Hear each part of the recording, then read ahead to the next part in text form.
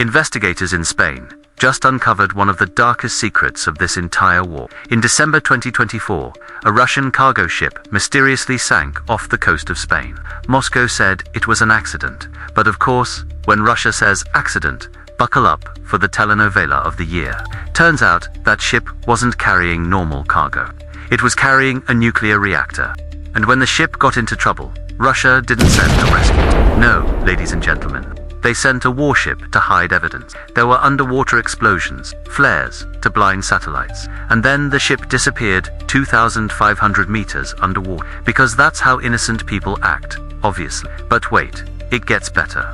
We all know Russia has been begging North Korea for help. And in exchange for North Korean missiles and soldiers, Putin promised nuclear submarines. The problem is that transporting a nuclear reactor from St. Petersburg to Vladivostok means going all the way around the world. The same pathetic geography that made Russia lose the war against Japan in 1905 continues to be its downfall. On December 22nd, the ship started slowing down off the coast of Spain. The captain said it was a mechanical error. 2 days later, a Russian warship arrived, demanding control of the area. They launched flares into the sky to disrupt satellite surveillance. Then there were underwater explosions, and the original ship disappeared. But the warship stayed patrolling.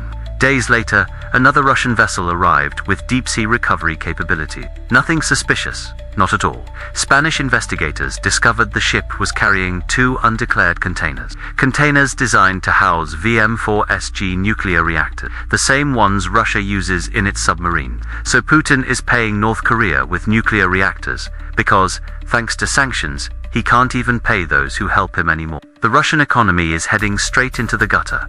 But Putin has other priorities. While this investigation was unfolding, Russia released evidence that Ukraine attacked Putin's residence. And when everyone asked for proof, Russia said, "Of course we have proof." They showed a map with 91 drones supposedly shot down. The tiny detail is that some of those drones were hundreds of miles away from Putin's residence. Maybe they should use that magic technology to detect the drones that are destroying Russian refineries and power plants. Just a suggestion. But wait. There's also video. A drone that Russia claims is Ukrainian. The problem is, it's a Russian Garbara drone, painted black. And it has a battery and cellular modem from manufacturers that work with the Russian military. So, if we believe the Russian evidence, the attack didn't come from Ukraine, but from Russia itself. Which would make sense, because while Russians are dying at the front and the economy is collapsing, Putin is building palaces. Speaking of palaces, they just discovered another one. This time, in occupied Crimea. Navalny's Anti-Corruption Foundation exposed it. Remember, it was Alexei Navalny who discovered Putin's billion-dollar palace. This new palace cost only $130 million.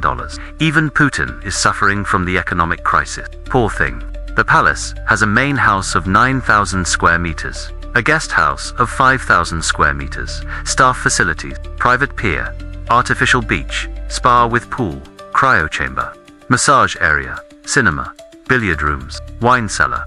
Everything an average Russian could never imagine while Putin lives like a czar, and they die for him.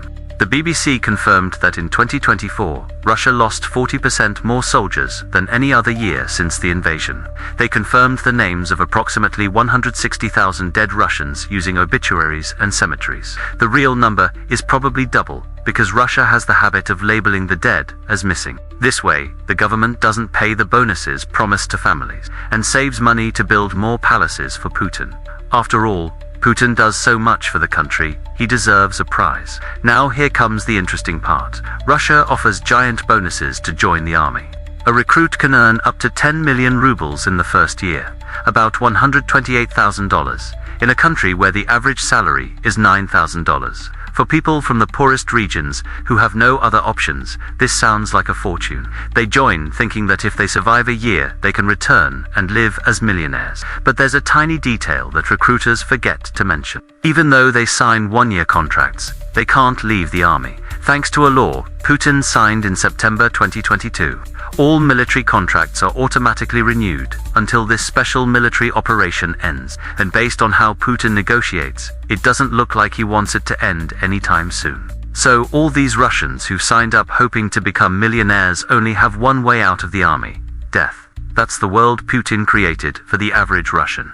Meanwhile, he builds mansions worth hundreds of millions of dollars. The geography that doomed Russia in 1905 continues to doom it. The difference is that now Putin needs to hide nuclear reactors at the bottom of the ocean, fake attacks against himself with painted Russian drones, and keep his soldiers trapped in eternal contracts while he enjoys spas and wine cellars. Welcome to Putin's Russia, where secrets sink 2,500 meters deep, palaces grow like mushrooms, and the only way out of the army is in a coffin.